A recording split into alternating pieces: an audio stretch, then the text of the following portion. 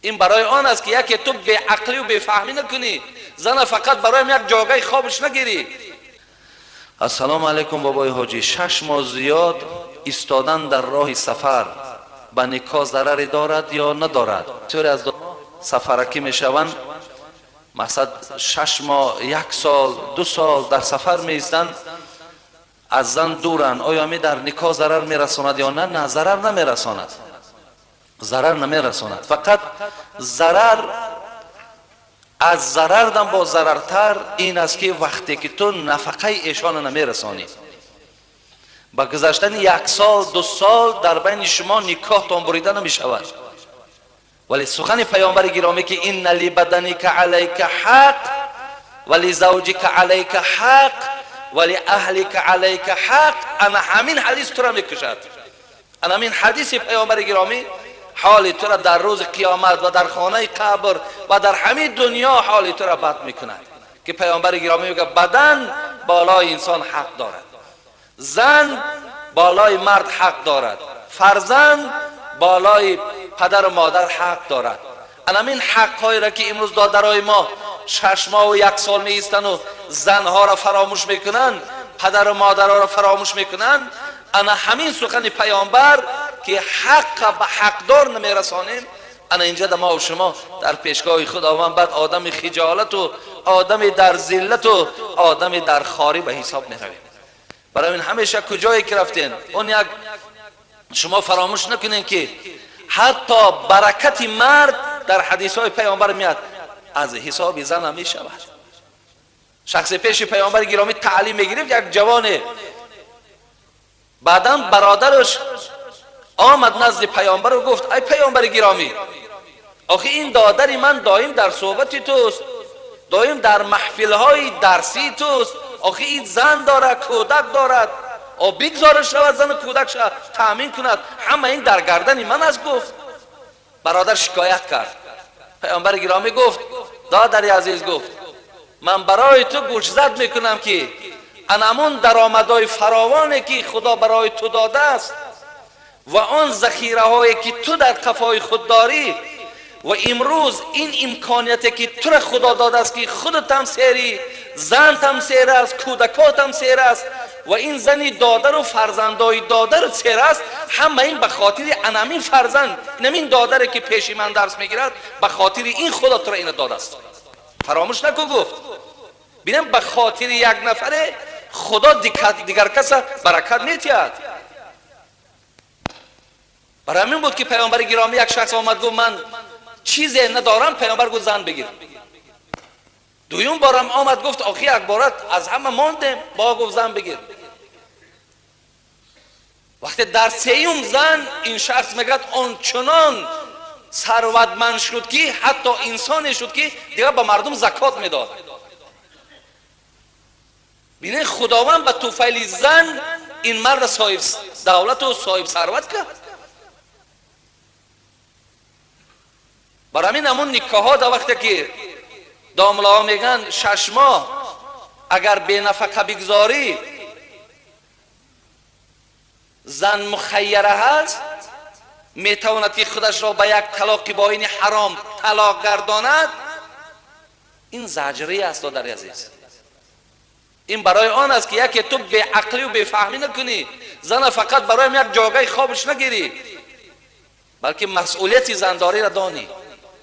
دائم توجه و دائم فکر تو برای این زن و برای آینده های زندگیتان باید باشد. این به او خاطره. ولی نکاحتون در ضرر نیست، ولی برای نرسانیدن این نفقه تو در پیشگاه پروردگار آدم گناهگاری.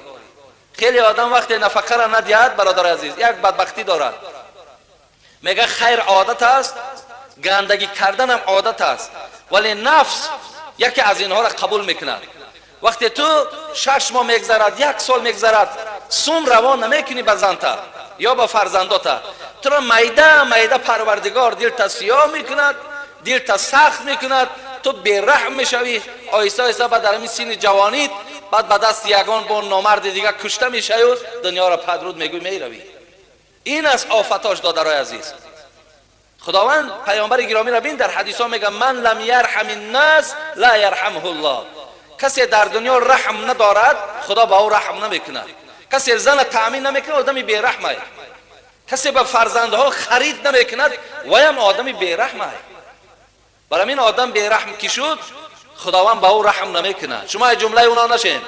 شما تمام وجودتان تمام حسیتان در بالای زنهاتان حواله کنید. جانتان برای زنهاتان تیه. این اسلام ای دادر عزیز، این دین ای که شما را تاکید میکند و عاشرهن بالمعروف. خدا میگه اینا شما با زنها زندگی خوب، زندگی نیک و همیشه نفقه ایشان باید که رسانید. شما ننگ داشته باشید، ناموس داشته باشید که وقت زنی تو از خانه تو برای روا خانه شون نگوید آخه چیز در خانه نیست خوردنی، نه لباسم تامینه، نه شکمی سر داریم. مقصد دیگه وقتی از پشت تو شکایت میکند همین آدمی ناموسدار مردنش بهتر است. در عرب ها یک مسئله، عرب ها را ببینید میگد مرد اگر در خانه میرد اون نامرده. مرد میگه باید در کوچه میرد، مرد باید در بیرون جان به حقیقت میگن. مراد یعنی بیرون از خانه باشد، همیشه پایبند مشغولیت باشد، کار باشد. خب آدم تا چند سعی کند برادر عزیز، شیخ سعدی میگفت در قبضه سعی هست کلیدی در این روزی. حالا ببین آدم چقدر میگه سعی کند، دوادو کند، کوشش کند، خداوند ریسک او را فراوان میکند. در قبضه سعی هست کلیدی در این روزی. شیر از کشیش طفل به پیستان بدر آید. حتی بین میگم این طفل بین تا دم نکشد، تا همو حرکت نکند، شیر خوردن نمیتواند. برای همین شما کوشش کنید دادر عزیز که در پیش زنهاتون با طعنت نکند. خیلی که امروز دنیای کفر مسلمان تنقید میکند که یک ولد سفید ساز کردن نمیتونه. ببینید تمام چیز از دولت‌های دیگر میگم میخرین، چی خیلی ناموس داره میگه. کنی میگه ترقیات شما، کنی پروگرس شما. خیلی که طعنه میکند، زنه که طعنه میکنه وقتی که چیزی نیاد میگه کجا آمدی آخی نرفتی اجا کار کنی. کنی دیگه گپ زده تمام، دیگه زبانت بسته است. میرزا ترسونزاده را خدا رحمت کنه میگفت به پول سخنت اثر ندارد، پول نداری گپ نمیگذره. به پول سخنت اثر ندارد حالی که تو داری خر ندارد. همیشه و دیگه بر او دسته که کیپر باشد سید کاکورا که مثال آوردی، خب زنه که فرمان هم داده میتونی یا سیاست هم کده میتونی، هیچی نداری و با همین اکو تو غضب سیاست کنی کده هیچی نمیداند.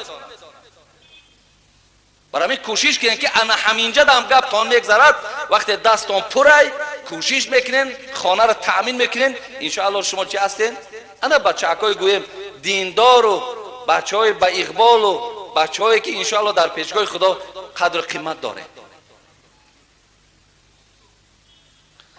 سلام داملای عزیز، اگر طهارت تنگی کند، شرایط نباشد، طاقت کنی نماز را خوانی درست میشود ولی ثواب ندارد.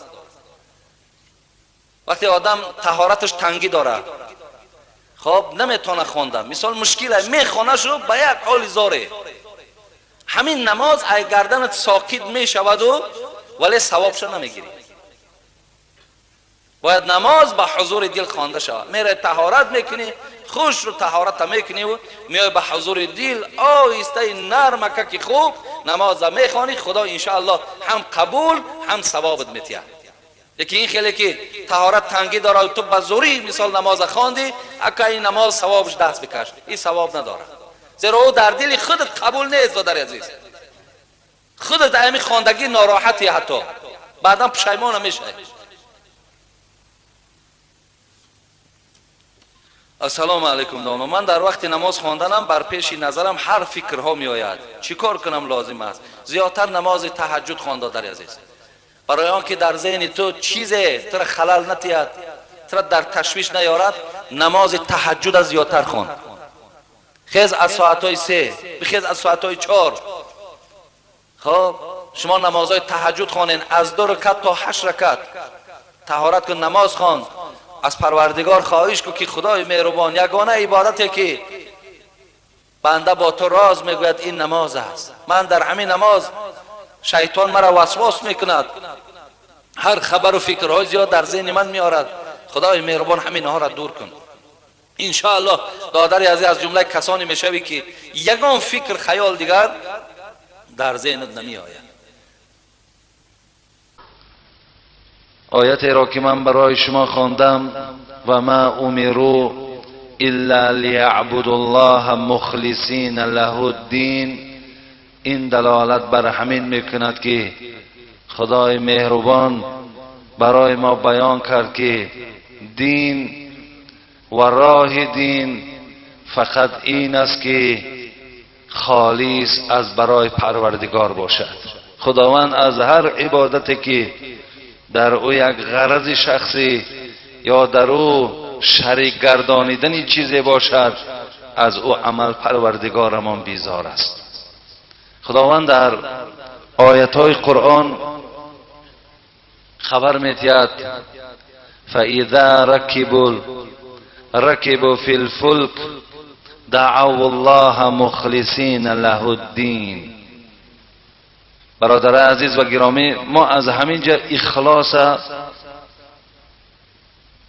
حکمت و خود معنای اخلاص را که چیزی پوشیده در دل بنده مؤمن است اینجا دریافت کرده میتونیم. خداوند در آیت قرآن که سوره مبارکه عنکبوت بوده است، فاذا ركبوا في الفلك دعوا الله مخلصین له الدین، پروردگار میگوید وقتی که شما در چیز از سواره سوار شدین، مثل خواه کشتی باشد، خواه طیاره باشد، خواه قطاره باشد، هر چیز از سواره باشد، ببینین پروردگار همینجا اخلاص ببینین چگونه عبادت است.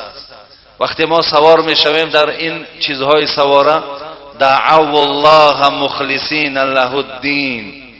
شما میبینید که در حالتی که ما در طیاره ها سوار باشیم، دیگر جایی نیست که ما مراجعت کنیم برای ما و شما پناهگاه شود، جایی نیست که دیگر ما و شما با او تکیه داشته باشیم. نه سمالیات، همون طیاره‌ای که هست اگر گویم در خوبترین صورت هم ساخته شده باشد، اگر تمام همون متخصصای او برای ما و شما گارانتی یعنی که همین سمالیات بهترین سمالیات است، بار هم در صدمه روبرو نشده است، تا حال این ما را قانع کرده نمیتواند. خدا میگه وقتی که شما در اونها داخل شدین و یک حالت ناگوار شما را قرار داد، شما در او حالت با پررگی رو به سوی من میارید. حالتی است که انسان با پررگی در اون حالت به سوی خداوند با تمام اخلاص، با تمام خلوص در همونجا عبادت، در همونجا دست میبردارد و از پروردگار از ته دل با تمام هستی خود از خدای مهربان خواهان میشه. انمون اخلاص است برادر عزیز. انمون که ما در ما حالتی که روبرو میشویم، حالتی ناگوار ما قرار داریم، کمی گویم دشواری ها و مشکلاتی که در داخل او طیاره یا چیز از سواره وقتی حس میکنیم، در بین وجود ما را یک ترس فرا میگیرد و ما در و به زبانمان تیز از خدای مهربان نجات او را، حال خوب او را طلب میکنیم. انمون اخلاص است برادر عزیز. اگر ما در عبادتمان ان همون حالتی که در همون سواره بودیم، اگر از خدای مهربان همچنان عبادت داشته باشیم، و در پیشگاه خدا قبول است. زیرا ببینید من جمعه گذشته گفته بودم که حتی پیامبر گرامی گفتن ادعوا الله و انتم موقنون بالاجابه. ببینید شما دعا کنید، میگه پیامبر گرامی، ولی در دعا کردن شما با تمام اخلاص دعا کنید. یقین دانین که همین دعای تو پر دل تو باید گواهی دهد که همین دعای مرا پروردگار شنیده ایستاده است و یکایک قبول کرده ایستاده است.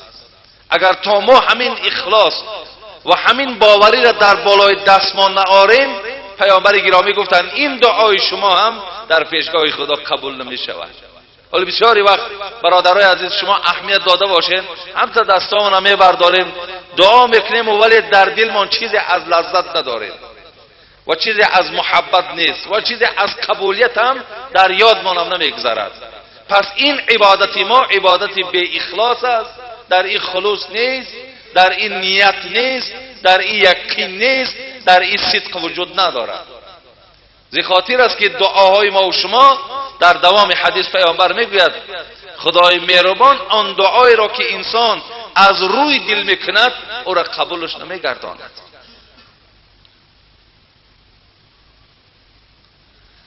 ان الله لا ينظر الى اجسامكم ولا الى اموالكم ولكن ينظر الى قلوبكم و اعمالكم. خداوند در جسم نظر نمیکند، خداوند در مال نظر نمیکند، خداوند در اولاد کی نظر نمیکند، بلکه پروردگار در دل و در عمل نظر میکند. اگر ما در دل خود همون خلوص و همون گویم یقین و همون صدق اگر حاصل کرده توانیم، انشاءالله پروردگار در او نظر دارد و انشاءالله اون عبادت و اون عمل ما و شما در پیشگاه پروردگار قبولیت دارد. برادرای عزیز، امروز جمعه است. ببینید به ذمه هر کدام ما و شما خواندن نماز جمعه فرض عین است که ما نماز جمعه ما نخوانیم. فاذا قضیت الصلاه فانتشروا فی الارض اذا نودی للصلاه من یوم الجمعه فاسعوا الى ذکر الله.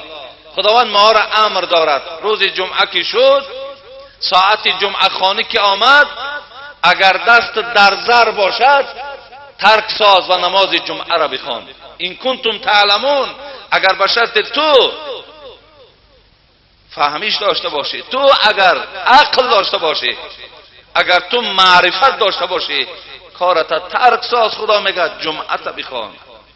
پس ببینید همین جمعه که ما تاکید شدیم که باید برای ادا کردن او بیاییم، اگر در همین جمع مقصد ما خاص برای آن که این عبادت خداوند به ما فرض گردانیده است، اگر همین نیت نباشد، همین سرگردانی ما، قدمی ما همه در هدر است، بیکار است، چیز ما از اینجا برداشت کنه میتونه. برادر عزیز و گرامی، ببینید حدیث های رسول اکرم صلی الله علیه و سلم، من تطهر فی بیته، هر انسانی که در خانه طهارت میکند، طهارت میسازی،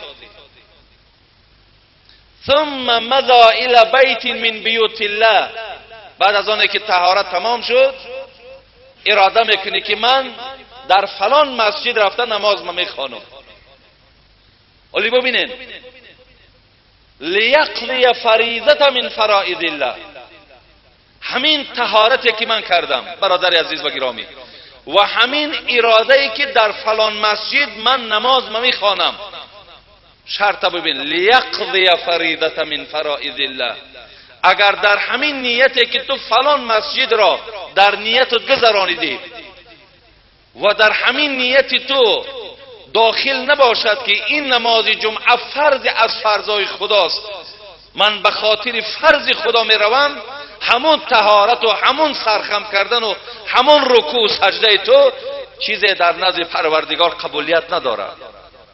تا اگر انسان به خاطر آنکه همین عبادت از برای خداست، همین عبادت به خاطر خداست، همین عبادت به خاطر رضاگی خداست، اگر در دل ما همین نگذرد، ما برادر عزیز و گرامی از عملهامان بجز همون گویم که ماندگی و بجز همون حرکت و بجز همون سرگردانی دیگر چیزی به ما نمیرسد.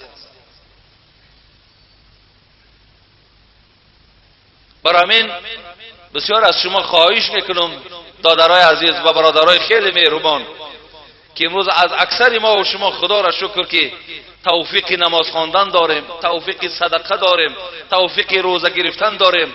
ببینید رسول اکرم صلی الله علیه و سلم میگوید من صلی یرای فقد اشرک و من صام یرای فقد اشرک و من تصدق یرای فقد اشرک.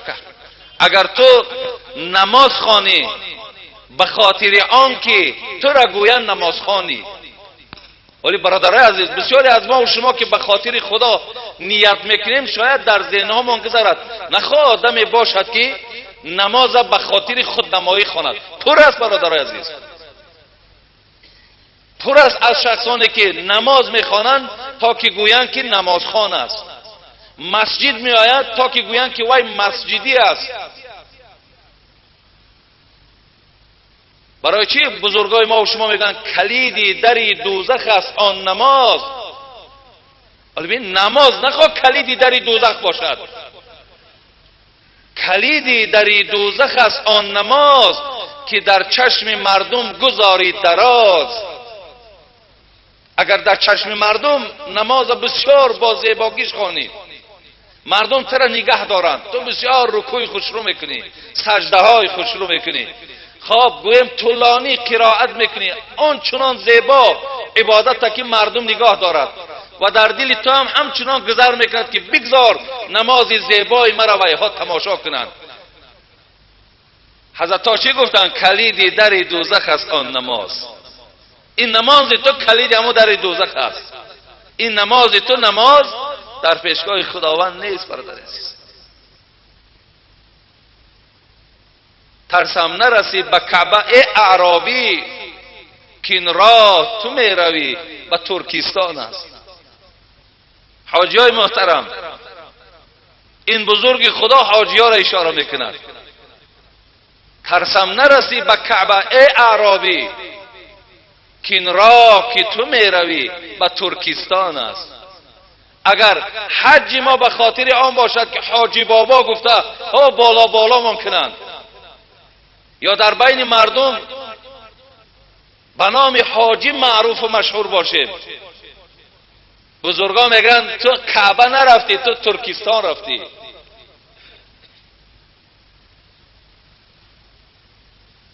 من صلی یرای فقط اشرکه. اگر نمازت یرایی باشد، یعنی ریایی باشد، خودنمایی باشد، خودستایی باشد، خالی از اخلاص باشد، خالی از نیت نیک باشد، خالی از رضاگی و فرمان خدا باشد، پیامبر گرامی گفتند تو شرک در راه خدا کردی. با این نماز تو در پیشگاه پروردگار مبتلای شرک شدی. و من صام یرای فقط اشرکه. اگر تو روزه بگیری به خاطر که گویند فلانی هر یک روز دوشنبه و پنجشنبه روزه دار است، بسیاری از برادرای ما همین رکلام را دوست می‌دارند، بسیاری از برادرای ما خودنمایی را دوست می‌دارند، بسیاری از برادرای ما 4 تنگه را صدقه میکنند، در گوش هزارها میرسانند. حبیب خدا میگوید اگر روزه تو ریا باشد و خودنمایی باشد، خودستایی باشد، تو روزه نداشتی، تو بلکه شرک در راه خدا کردی. اگر تو هزارها سامان خیر کردی ولی در این خیرت رازگی خدا یا غضب خدا دور می شود، یا خداوند به واسطه صدقه مالت را زاید بکند، رضاگی خدا پیدا می شود، غمگینی شیطان پیدا می شود، این نیت ها در ذهن تو نباشد، پیامبر گرامی تو شرک در راه خدا کردی. هر کاری که از ما باید سر زند برادرای عزیز و گرامی فقط و فقط به خاطر خدا باشد.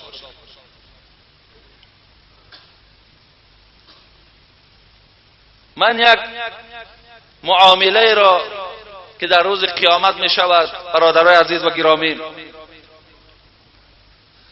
از کتاب الترغیب و الترهیب در باب مخصوص اخلاص این بزرگ خدا آورده است، میخواهم برای شما خوانم، بعدا انشاءالله باز فهمیش شما و معلومات شما نسبت که عملی که خاص برای خدا نباشد باز معلوماتم بیشتر می شود. ان الله تبارک و تعالی اذا كان يوم القيامه ينزل الى العباد ليقضي بينهم فاول من يدعى به رجل جمع القرآن ورجل قتل في سبيل الله ورجل كثور المال. روز قیامت پیامبر گرامی میگوید وقتی که پروردگار بین بندگان خود قضاوت میکند، حکم میبرارد، کیها چیها کردند، کیها به کدام عملها چنگ زدند، کیها اهل دوزخند، کیها اهل جنتند. وقتی خداوند در روز قیامت بین بندگان خود این حکم میکرده است، اولین کسانی را که مورد پرسش قرار میداده است 3 نفر بوده است. یکم پیامبر گفتند کسی را که در دنیا حافظ کل قرآن بود و یا فریاد میزنند، کسی که در دنیا امروز با اصطلاح های ما قاری قرآن بودند، حافظای قرآن. دوم کسی را که مورد پرسش قرار میداده است شهیدهایی که در دنیا اونا گویم در میدانهای جنگ مقابل دشمنای خدا جنگیدند. سوم کسانی را میپرسد که اونا سخی بودند، مالدار بودند. این 3 نفر خدای مهربان میخواند و برای اونا چنان سوال میتید. چی سوال است؟ فیقول الله عز وجل، بس پروردگار میگفته است للقاری، از برای حافظ قرآن چی میگفته است؟ الم اعلمک ما انزلت علی رسولی، آیا من همان قرآن را که بر محمد صلی الله علیه و سلم نازل کردم، آیا از همان قرآن تو آموختی؟ قال بله یا ربی، حافظ قرآن میگفته است بله پروردگار، من آن قرآن را که با پیامبرت نازل کردی آن قرآن را آموختم، آن قرآن را کلا حفظ کردم. فما عملت فبما عملت، وقتی که تو این قرآن را حفظ کردی برادر عزیز و گرامی، وقتی این قرآن را تو حفظ کردی، خداوند میگفته است به این قاری قرآن، به این حافظ قرآن، پس با او چی معامله کردی؟ چی ها کردی؟ برادرای عزیز، پیش از آنه که خداوند از سیر این حافظ قرآن همگان را آگاه کند، ما میدانیم که خدای مهربان علم داخل سینه ما را دارد. در داخل سینه ما چی ها میگذرد، در وجود ما چی نیت ها و چی مقصد هاست، اگرچه از چشم بنده های خدا پوشیده است، ولی خدای مهربان این علم دارد، از داخلی آگاه است. پیش از آنه که این سوال را قاری برای پروردگار چی جواب میگوید، منم برای شما گفتنی هستم که دادر عزیز کوشش کنید که در حیات قرآن خوان باشین، در حیاتان قرآن خوان باشین. من دیروز یک حدیثی را در اینجا بین بعد نمازها که ما یک حدیث تعلیل میکنیم، یک حدیثی را خواندم، ان الذی لیس فی جوفه شیء من القرآن کالبیت الخریف. پیامبر گرامی میفرماید هر کسی که اگر حفظ قرآن ندارد، یعنی بعضی برادرای ما همین یک آیت یا 2 آیت از یاد میکنن یا یک سوره 2 سوره را از یاد میکنن و دیگر توجه به قرآن ندارد. پیامبر گرامی میگوید اگر در وجود شما آیت از سوره های قرآن اگر حفظ نباشد، شما مثل یک خانه چپه شده این، یک خانه که چپه می شود برادرای عزیز خراب می شود، دیدگی آدم دهشت او را فرا می گیرد.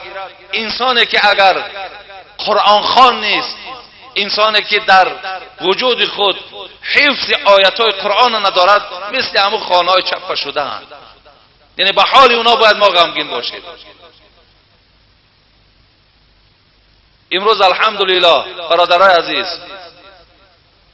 اینقدر امکانیتی که خداوند برای آموختن قرآن برای ما و شما آورده است، اگر ما همین لحظه ها را استفاده نبریم ما کرنمکیم. قسم به نام خدا ما به انصافیم.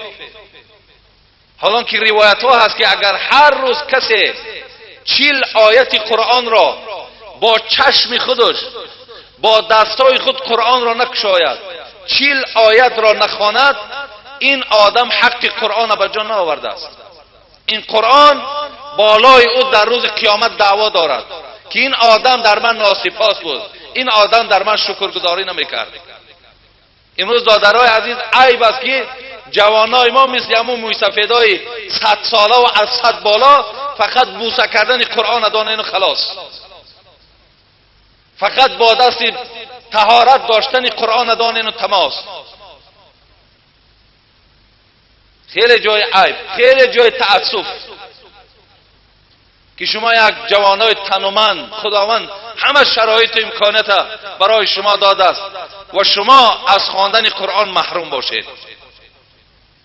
شما خواه از قسم شب خواه از قسم سحر قرآن کشاده و یک ورق که نخوانید، خیلی جای باور کرد غمگین شدن است برای شما.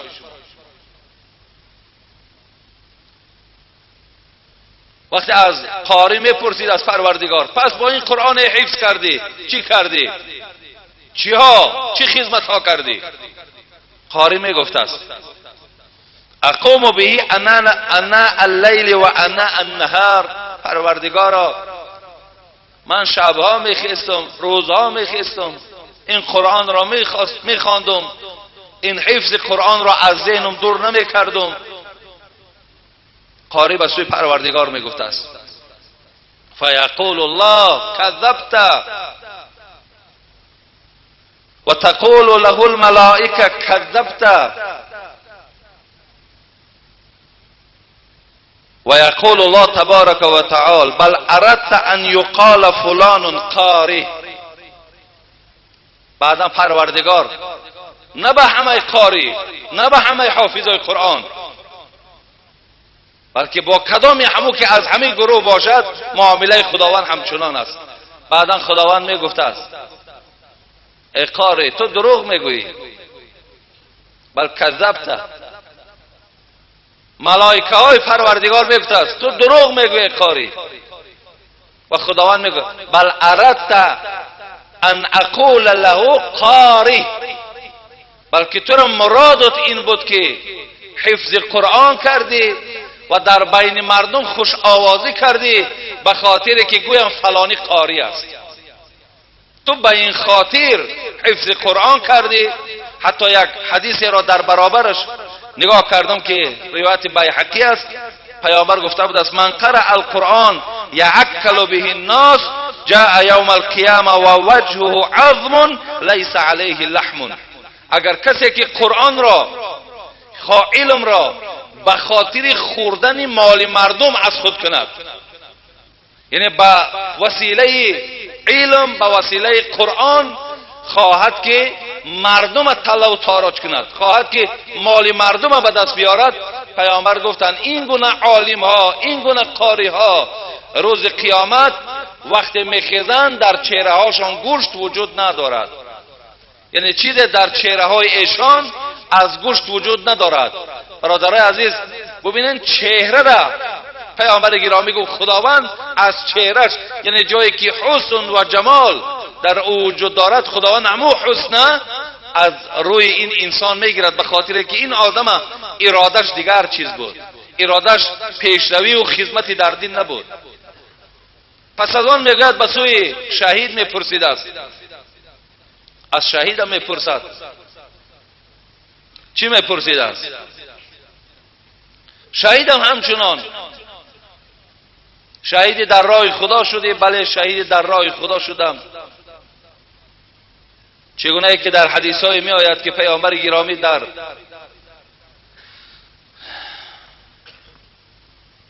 جنگ خیبر با اصحاب وقتی که در بین شهیدها گشت و گذار میکرد، صحابه یک و یک نشان میدادند فلانی شهید است فلانی شهید است.